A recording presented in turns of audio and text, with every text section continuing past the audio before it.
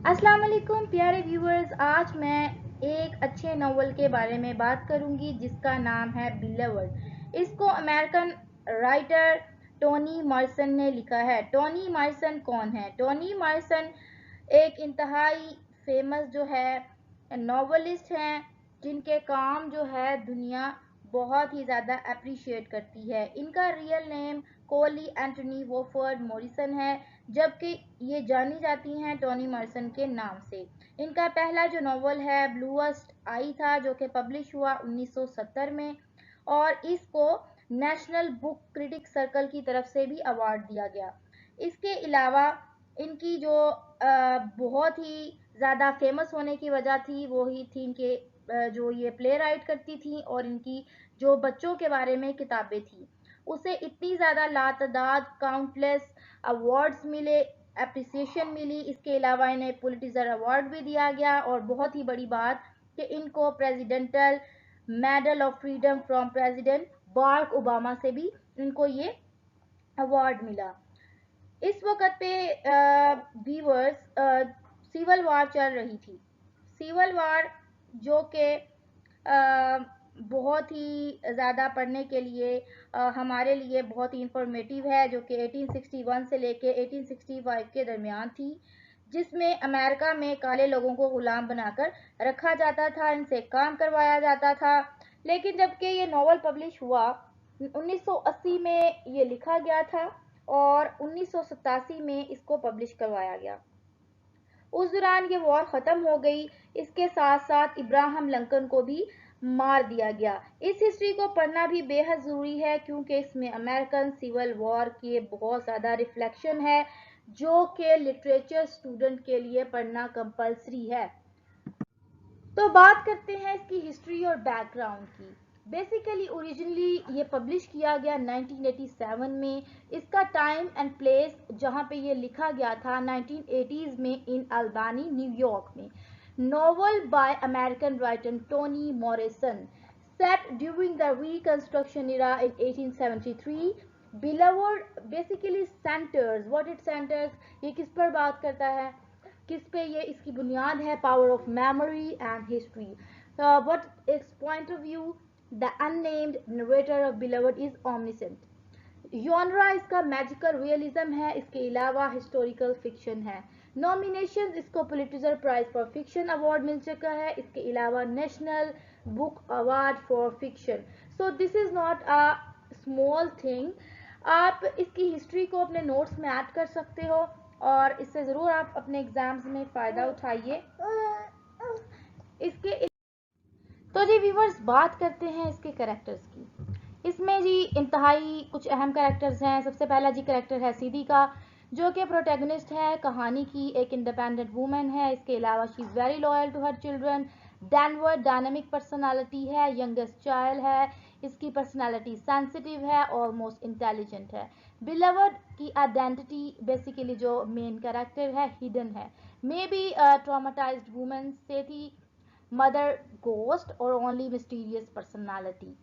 Baby सक्स female character है, soul of kind of inspiration है for others, जो कि अपने बॉडी से और अपने रूह से प्यार करने के बारे में हमें कहानी में एक इंतहाई खूबसूरत लेसन देती है। स्टैम्पेड फिगर ऑफ साल्वेशन है, agent of underground rail road है। इसके अलावा करेक्टर है पाउल डी, जो कि फॉर्मर स्लेव है, haunted like a Sethi with the past horrific experiences of life. This is the kind of slave, ये सेठी के साथ स्लेव था, और ये दोनों जो है आपस में दुख सुख के साथी हैं। इन पे इकट्ठे ही मुजालिम जो हैं ढाए गए थे। इसके अलावा जी कुछ करेक्टर्स हैं जो जिसमें कि स्कूल टीचर है, ये एक आयरनिक करेक्टर है। Operation of scientific security of the slaves, इस पर जुनून छाया हुआ है कि किसी तरह से स्लेव्स की साइंटिफिक सिक्योरिटी पर काम किया जाए। हेल है, सेथीस के हस्बैंड हैं, और बेबी सक्स सन है। जेनरस है और बहुत ही सिंसियर है। इसके अलावा lady Jones black women, strong sense of community obligation. She is very delighted to perform her duties. Mr. and Miss Brodin white abolitionists हैं, helps in Seti's freedom.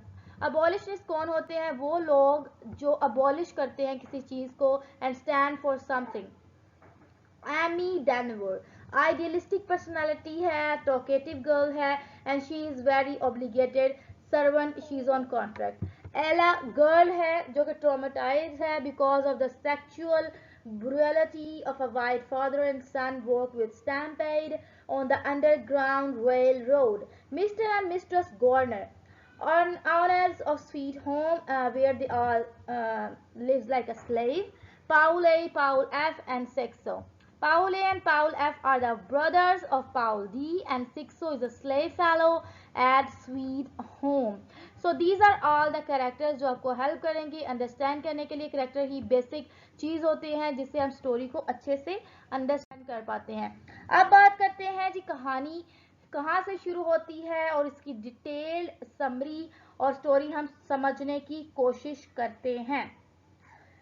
اس کہانی کا آغاز ایک لڑکی سے ہوتا ہے, ایک وومن سے ہوتا ہے جس کا نام ہے سیدھی, جو کہ ٹاؤن میں رہتی ہے اور اس کا کہنا ہے کہ یہاں پہ کوئی بھوت ہے جو کہ یہاں پہ 18 سال سے یہ رہ رہی ہے. سیتھی نام کی لڑکی بیسیکلی 18 سال پہلے ایک غلام تھی سویٹ ہوم میں. وہاں پہ ایک اسکول ٹیچر تھا جو اس کو بہت ہی زیادہ پریشان کرتا تھا اور اپنے سوچتی ہے کہ میں کس طرح سے اس سچویشن سے باہر آؤں. وہ اپنے شوہر کے ساتھ مل کر بھاگنے کا پلان کرتی ہے, بٹ ہوتا کچھ اس کے اپوزٹ ہے. اس کا شوہر جو ہے اکیلا ہی کہیں غائب ہو جاتا ہے جس کی وجہ سے اس کو اکیلے میں ہی وہاں سے نکلنا پڑتا ہے. اس سچویشن میں یہ پریگننٹ ہے اور ایک اس کے پیٹ میں ایک بچی ہے جس کی وجہ سے یہ بہت ہی پریشانی کا شکار ہو جاتی ہے. یہاں سے نکلتے وقت یعنی کہ یہاں سے بھاگتے وقت اس کی حالت خراب ہو جاتی ہے. رستے میں اس کو ایک عورت ملتی ہے جس کا نام ہے ایمی ڈینور. اس نے اس لڑکی کی بہت ہی ہیلپ کی یعنی کہ سیتھی کی, اور اس سے ہی امپریس ہو کر اس کی مدد کی وجہ سے یہ اپنی بیبی گرل کا نام بھی ڈینور رکھ لیتی ہے. یہاں سے کیلی جاتے ہوئے 4 بچوں کے ساتھ جب وہ جا رہی ہوتی ہے, یعنی کہ اب اس کی ایک بیٹی بھی تھی, 3 بچے اس کے پہلے تھے. وہی ٹیچر جو کہ اسکول میں سویٹ ہوم میں اس پہ ظلم کرتے تھے, انہوں نے اس کو روکا اور اس کو پریشان کرنے کی کوشش کی. تب اس نے اپنی ہی ایک لڑکی کو یعنی اپنی بیٹی کو مار ڈالا تاکہ وہ اپنے بچوں کا تحفظ کر سکے. اس ٹیچر نے اس کو دھمکانے کی کوشش کی اور جب اس نے اپنی بچی کو مارا تو ٹیچر سمجھا کہ یہ پاگل ہو گئی ہے, اس کو واپس لے جانے کا کوئی فائدہ نہیں ہے, یہ کام خراب ہی کرے گی, کوئی بھی اس سے فائدہ نہیں ہو سکتا. وہ لڑکی اپنے بچوں کے ساتھ ایک ٹاؤن میں چلی جاتی ہے جس کا نام ہے 124. وہاں اس کی ماں یعنی کہ مدر ان لا بھی موجود ہے. اس کی جو ایک بیٹی فوت ہو چکی ہے, کہا جاتا ہے کہ اس کا بھوت جو ہے اس گھر پہ سوار ہے جو کہ ان لوگوں کو پریشان کرتا ہے. اسی بھوت کے ڈر کی وجہ سے اس کے 2 بیٹے جو ہیں وہ بھی یہاں سے غائب ہیں اور اس کی ماں جو ہے کچھ عرصہ بعد جو ہے انتقال کر جاتی ہے. اب اس گھر میں صرف ایک بیٹی ہے, اس کی ماں رہتی ہے اپنا گھر چلانے کے لیے, وہ ایک کوک کا کام کرتی ہے. تب اس کی بیٹی ڈینور گھر میں اکیلی ہی رہتی ہے, لیکن وہ اپنے بچپن کے واقعات کی وجہ سے ڈری سہمی رہتی ہے.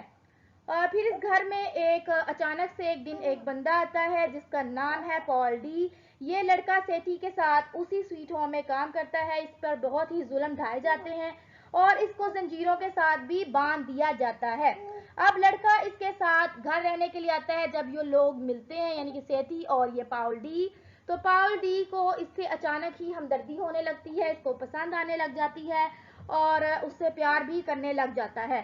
لیکن اچانک سے ایک بھوت آ جاتا ہے یعنی کہ لڑکی بلیورڈ, جو کہ اس کہانی میں بہت ہی مسٹیریس ہے, مسٹیریس پرسنالٹی ہے. وہ اپنی آئیڈینٹی شو نہیں کرنا چاہتی, لیکن اس لڑکی نے اپنی دوستی جو ہے ڈینور سے بہت ہی زیادہ بڑھا لی ہے یعنی کہ اس کی بیٹی کے ساتھ, سیدھی کی فیملی کے ساتھ. اور یہ دونوں جو ہیں مل کر پاول ڈی سے نفرت کرتی ہیں. اس کی وجہ یہ ہوتی ہے کہ وہ اس کی ماں کو پسند کرتا ہے, لیکن پاول ڈی ایک دن خود ہی گھر سے بھاگ جاتا ہے. اس کے بھاگنے کی وجہ یہ ہوتی ہے کہ اس کو یہ پتا چلتا ہے کہ اس نے اپنی بیٹی کو ہی مار ڈالا.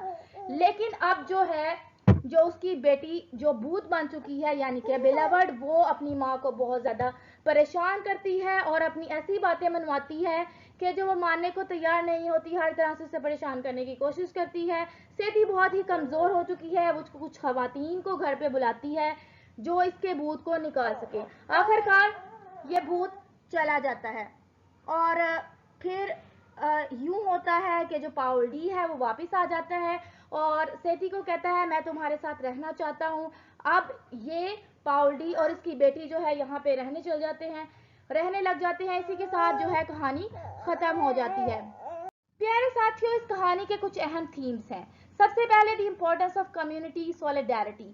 یہ بہت ہی زیادہ امپورٹنٹ ہے کہ کمیونٹی جب آپس میں بہت ہی زیادہ ان کی سولیڈیرٹی ہو، اتفاق ہو، تو کسی بھی ظلم کو وہ کنکر کر سکتے ہیں، فتح پا سکتے ہیں۔ اب جو کالے لوگ ہیں ان میں آپس میں سولیڈیرٹی نہیں تھی، جس کی وجہ سے وہ وائٹ کمیونٹی کے خلاف جو ہیں وہ سٹینڈ نہیں کر پائے اور اپریشن کا شکار رہے، دب گئے۔